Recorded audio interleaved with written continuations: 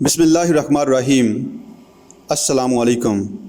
हुब्बे रसूल सल्लल्लाहु अलैहि वसल्लम, दौर हाज़र में इनकलाब इस्लामी का तरीक़ेकार क्या है? सामईन, जैसा कि मैंने पहले हिस्से में इस्लामी इनकलाब के मुनहज के ये 6 मराहिल नहायत मुख्तसर बयान किए। इस इनकलाबी अमल को मैंने हजूर सल्लल्लाहु अलैहि वसल्लम की सीरत मुबारका से समझा और इस मामला में मेरा माक़सद सिर्फ़ और सिर्फ सीरत मुहम्मदी सल्लल्लाहु अलैहि वसल्लम है। अब सामईन, एक अहम बात जो कि इस इनकलाबी अमल के इब्तदाई 4 मराहिल हर दौर में बेऐन ही इसी तरह रहेंगे जैसे हमें सीरत मुताहरा में नज़र आते हैं। यानी इस्लामी इनकलाबी जदोजहद का पहला मरहला दावत व तबलीग का होगा। इसमें कुरान को मरकज़ व महवर की हैसियत हासिल होगी और इनकलाबी नज़रिया तौहीद का होगा। बकौल इकबाल, ज़िंदा कुव्वत थी ज़माने में ये तौहीद कभी, और अब क्या है फ़कत एक मसला इल्मी कलाम।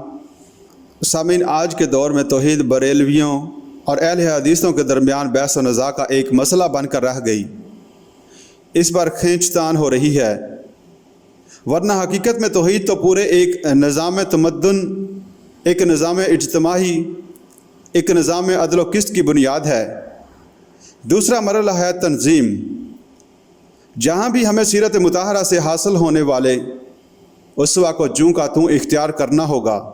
इस तंज़ीम के मामले में मेरे नज़दीक हजूर सल्लल्लाहु अलैहि वसल्लम ने जो रहनुमाई उम्मत को दी है, इज्तिमाइयत के लिए बुनियाद बैत होगी। इसमें किसी को इख्तिलाफ हो सकता है, लेकिन मेरी दियानतदाराना राय ये है कि इस्लामी इनकलाब के लिए एक जमात और एक तंज़ीम की तासीस के लिए सीरत मुताहरा में बैत की सुन्नत के अलावा कोई दूसरी सूरत मौजूद नहीं है। सही बुखारी और मुस्लिम में हज़रत इबादा बिन सामत रज़ी अल्लाह ताला अन्हु से एक हदीस मिलती है जिसकी सेहत पर उम्मत के 2 जलीलुल क़द्र मुहद्दिसीन इमाम बुखारी और इमाम मुस्लिम रहमतुल्लाह अलैहि मुत्तफ़िक़ हैं। सनद के एतबार से मुत्तफ़क़ुन अलैहि से ज़्यादा किसी रवायत का मुकाम नहीं होता। इस हदीस के अल्फ़ाज़ इस कदर जामे हैं कि मेरा गहरा तासर ये है कि इस हदीस में एक सही इस्लामी इनकलाबी तंज़ीम या जमात का पूरा दस्तूर मौजूद है। सामीन, वो हदीस ये है कि हज़रत इबादा बिन सामत रज़ी अल्लाह ताला अन्हु से रवायत है, उन्होंने कहा कि हमने रसूल अल्लाह सल्लल्लाहु अलैहि वसल्लम से बैत की कि जो हुक्म आप हमें देंगे हम सुनेंगे और मानेंगे, चाहे आसानी हो, चाहे तंगी हो, चाहे वो हमारे नफ्स को अच्छा लगे, चाहे इसके लिए हमें अपने नफ्स को मजबूर करना पड़े, और चाहे आप सल्लल्लाहु अलैहि वसल्लम हम पर दूसरों को तरजीह दें, और जिसको भी आप सल्लल्लाहु अलैहि वसल्लम अमीर मुकर्रर फरमा देंगे हम इसका हुक्म मानेंगे और इससे झगड़ेंगे नहीं। हाँ, ये ज़रूर है कि जो हमारी राय होगी और जिस बात को हम हक़ समझेंगे इसको बयान ज़रूर करेंगे। हम जहाँ कहीं भी हों और अल्लाह के मामला में हक़ बात कहने से हम किसी मलामत गर की मलामत से हरगिज़ नहीं डरेंगे। सामिन, ये है तंज़ीम के मरहला के लिए नबी अकरम सल्लल्लाहु अलैहि वसल्लम की सुन्नत। इसमें सिर्फ ये फ़र्क मलहूज़ रखना होगा कि हजूर सल्लल्लाहु अलैहि वसल्लम की इताअत मुतलक थी, इसलिए कि हजूर सल्लल्लाहु अलैहि वसल्लम का फरमान महरूफ़ के हुक्म में था, लेकिन आप सल्लल्लाहु अलैहि वसल्लम के बाद अब किसी भी अमीर की इताअत आज़ाद नहीं होगी, बल्कि मारूफ़ के दायरे के अंदर अंदर होगी। तरबियत के मरहले में भी हमें पूरे तौर पर नबवी तहरीक की पैरवी करना होगी। इसमें अहम तरीन चीज़ है इबादत मफरूज़ा का एहतमाम और इनकी पाबंदी, मज़ीद तिलावत कुरान और हत्तल इम्कान क़ियामुल लैल का एहतमाम। इसी तरह सब्र महज़ के मरहले को भी हमें बेऐन ही इसी तरह इख्तियार करना होगा जिस तरह हमें सीरत में मक्की दौर में नज़र आता है। यानी दावत तबलीग के इस काम में और अकामत दीन की इस जदोजहद में जो मसाइब और शदाइद आएँ इन पर सब्र करना, साबित कदम रहना और अपना हाथ रोक कर रखना, ये वो 4 इब्तदाई मराहिल हैं जिनमें हमें तहरीक नबवी सल्लल्लाहु अलैहि वसल्लम को जूँ का तूँ इख्तियार करना है। अलबत्ता इस्लामी इनकलाबी जदोजहद के 5वें और 6ठे मरहले यानी इक़दाम और मसल्ला इक़दाम के मामले में हमें एवालो ज़रूफ़ की मुनासबत से कुछ तरमीम करना होगी और इज्तिहाद से काम लेना होगा। इसकी वजह सामीन, पहली बात यह कि नबी अकरम सल्लल्लाहु अलैहि वसल्लम का जिस माशरे से मामला था वो तमाम एतबारात से खालिस काफराना माशरा था। आज किसी भी मुसलमानों के मुल्क में यह जदोजहद होगी तो साबका मुसलमानों से पेश आएगा, चाहे اس ملک میں حکمران اور عامۃ المسلمین کی اکثریت فاسق و فاجر افراد پر مشتمل ہو، وہ سیکولر ذہن رکھتے ہوں لیکن کلمہ گو تو ہیں، شمار تو ان کا مسلمان ہی ہوتا ہے۔ ایک معاملہ تو یہ ہے جس کی وجہ سے صورتحال میں فرق واقع ہو گیا۔ دوسری بات یہ کہ اس زمانہ میں طاقت کا زیادہ فرق نہیں تھا۔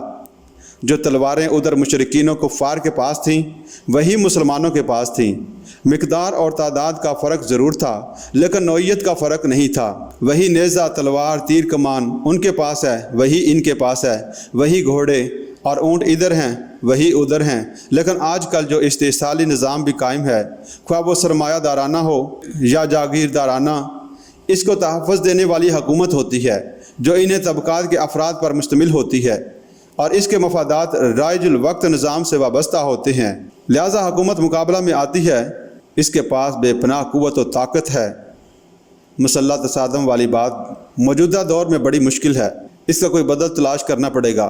وہ متبادل طریقے تمدن کے ارتقاء نے فراہم کیے ہیں۔ پرامن مظاہرے، گھیراؤ کرنا، چیلنج کرنا کہ فلاں فلاں کام جو اسلام کی روح سے منکر ہیں ہم یہاں نہیں ہونے دیں گے، یہ کام اگر ہوگا تو ہماری لاشوں پر ہوگا۔ یہ وہ راستے ہیں جو تمدن کے ارتقاء کی بدولت ہمارے لیے کھلے ہیں۔ جب تک یہ مرحلہ نہیں آتا صرف زبان و قلم سے اس کا اظہار کیا جائے گا کہ یہ کام اسلام کے خلاف ہیں، منکر ہیں، حرام ہیں، ان کو چھوڑ دو، ان سے باز آ جاؤ، ان کی جگہ معروفات کو رائج کرو۔ لیکن جب وہ وقت آ جائے کہ اسلامی انقلابی جماعت یہ سمجھے کہ ہمارے پاس اتنی طاقت ہے کہ ہم مظاہروں کے ذریعے سے حکومت کو مجبور کر سکتے ہیں، تو پھر چیلنج کیا جائے گا۔ اب یہ کام ہم نہیں ہونے دیں گے، سڑکوں پر نکل آئیں گے، پرامن مظاہرے کریں گے، دھرنا مار کر بیٹھیں گے۔ اس کے نتیجہ میں کیا ہوگا؟ لاٹھی چارج ہوگا، گرفتاریاں ہوں گی، جیلوں میں بھرے جائیں گے، حکومت اور آگے بڑھے گی تو فائرنگ ہوگی، شیلنگ ہوگی۔ تو جب اس جماعت کے وابستگان نے پہلے ہی جان ہتھیلی پر رکھی ہوئی ہے، وہ سر پر کفن باندھ کر نکلے ہیں، شہادت ہے مطلوب و مقصود مومن، تو پیٹھ دکھانے کا کیا سوال؟ اب یا تو حکومت گھٹنے ٹیک دے گی، اس لیے کہ آخر فوج بھی اسی ملک کی ہے اور عوام بھی اسی ملک کے ہیں، اپنوں کے خون سے ہاتھ کب تک رنگ سکیں گے؟ یا پھر نذرانہ جان اپنے رب کے حضور پیش کر کے اس تنظیم کے ارکان سرخرو ہو جائیں گے۔ اس کی ایک مثال اس دور میں ایرانیوں نے پیش کر کے دکھا دی۔ ایران میں انقلاب کے پہلے 4 مراحل پر مطلوبہ درجہ میں کام نہیں ہوا تھا، اس میں بہت سی خامیاں رہ گئی، لیکن ایک چیز انہوں نے کر کے دکھا دی۔ انہوں نے شاہ کے خلاف مسلح بغاوت نہیں کی تھی، انہوں نے ہتھیار ہاتھ میں نہیں لیے، خود جانیں دینے کے لیے سڑکوں پر آ گئے، ہزاروں مارے گئے، کوئی پرواہ نہیں۔ لیکن ان قربانیوں کا نتیجہ یہ نکلا کہ پولیس عاجز آ گئی اور فوج نے مظاہرین پر گولیاں چلانے سے انکار کر دیا اور آخرکار شہنشاہ کو بھاگتے بنی، اور اس کا انجام یہ ہوا کہ 2 گز زمین بھی مل نہ سکی کوئی ہی یار میں۔ وہ شہنشاہ جو اس علاقہ میں امریکہ کا سب سے بڑا پولیس مین تھا، اسے امریکہ نے بھی اپنے یہاں پناہ دینے سے انکار کر دیا۔ وہ کون سی طاقت تھی جس نے شہنشاہ ایران کو حکومت چھوڑ کر بھاگنے پر مجبور کر دیا؟ وہ عوام کا جذبہ اور جان قربان کرنے پر آمادگی کی طاقت تھی۔ اس کے بغیر نظام نہیں بدلتا۔ تو اس معاملے میں اجتہاد سے کام لیتے ہوئے ہمیں موجودہ حالات کے پیش نظر صبر محض کی پالیسی پر کاربند رہتے ہوئے اقدام تک سفر طے کرنا ہوگا۔ مسلح تصادم کی نوبت نہیں آئے گی، البتہ یہاں حالات سازگار ہوں، جہاں مسلح تصادم ہو سکتا ہو وہاں ہوگا، جیسے اب افغانستان میں ہو رہا ہے۔ وہاں اس لیے ہو رہا ہے کہ ایک تو وہ قوم عرصہ سے آزاد قوم کے طور پر دنیا کے نقشے پر موجود رہی ہے، اس پر مغربی استعمار کا براہ راست غلبہ نہیں ہوا، وہ برصغیر پاک و ہند کی طرح 200 برس تک غلام نہیں رہے۔ دوسرے یہ کہ وہاں ہتھیار عام ہیں، کوئی گھر شاید ہی ایسا ہو جس میں ہتھیار نہ ہوں، ان کے بچے تو بچپن ہی سے بندوق اور رائفل سے کھیلتے چلے آ رہے ہیں۔ پھر وہ علاقہ ایسا ہے کہ وہاں گوریلا جنگ ممکن ہے۔ ہمارا علاقہ ایسا ہے کہ اس میں گوریلا وار ہو ہی نہیں سکتی۔ لیکن اگر کہیں مسلح تصادم کے لیے حالات سازگار ہوں تو امام ابو حنیفہ رحمۃ اللہ علیہ کا فتویٰ ہے کہ وہاں نہیں عن المنکر کے لیے طاقت کا استعمال کیا جا سکتا ہے، تلوار اٹھائی جا سکتی ہے۔ ایسی بات نہیں ہے کہ کسی مسلمان فاسق و فاجر حکمران کے خلاف مسلح بغاوت کا راستہ بالکل بند کر دیا گیا ہو۔ بغاوت ہو سکتی ہے، البتہ فقہاء کرام نے اس کے لیے شرائط یہ عائد کی ہے کہ طاقت اتنی ہو جائے کہ اپنے اندازے اور جائزے کی حد تک کامیابی کا واضح امکان نظر آتا ہو۔ باقی عملاً کیا ہوگا؟ تو بہت سے اندیکھے عوامل ایسے پیدا ہو سکتے ہیں کہ آپ یقین سے نتیجہ کے بارے میں کچھ نہیں کہہ سکتے۔ بہرحال یہ معاملہ اگرچہ مشروط ہے، لیکن اتنی بات تو ثابت ہے کہ مسلح بغاوت حرام مطلق نہیں ہے، لیکن ہمارے ملک کے حالات میں عملاً مسلح بغاوت ممکن نہیں ہے۔ اس کا بدل ہے پرامن اور منظم مظاہرے اور وہ تمام اقدامات جس کا ذکر کیا۔ اس طرح ہم اللہ کی راہ میں جان تو دے سکتے ہیں، ہمارے پاس دینے کی چیز جان ہی ہے جو ہم دے سکتے ہیں، اس کے لیے آمادگی ضرور رہنی چاہیے۔ اس معاملے میں حضور صلی اللہ علیہ وآلہ وسلم کی دو احادیثیں سنا دوں آپ کو۔ یہ حب رسول صلی اللہ علیہ وآلہ وسلم یا محبت رسول صلی اللہ علیہ وآلہ وسلم یا اتباع رسول صلی اللہ علیہ وآلہ وسلم ہی کا تقاضا ہوگا کہ ہماری قلبی کیفیات حدیث رسول صلی اللہ علیہ وآلہ وسلم کے مطابق بن جائیں۔ حضور صلی اللہ علیہ وآلہ وسلم نے فرمایا، اس ذات کی قسم جس کے ہاتھ میں محمد کی جان ہے، میں یہ چاہتا ہوں، میری یہ آرزو ہے کہ میں اللہ کی راہ میں نکلوں اور قتل کر دیا جاؤں، پھر مجھے زندہ کیا جائے اور پھر میں اللہ کی راہ میں جہاد کروں اور قتل کر دیا جاؤں۔ اس آرزو کا ہر مسلمان کے دل میں ہونا ایمان کی علامت ہے اور حضور صلی اللہ علیہ وآلہ وسلم کے اتباع کا لازمی تقاضا ہے۔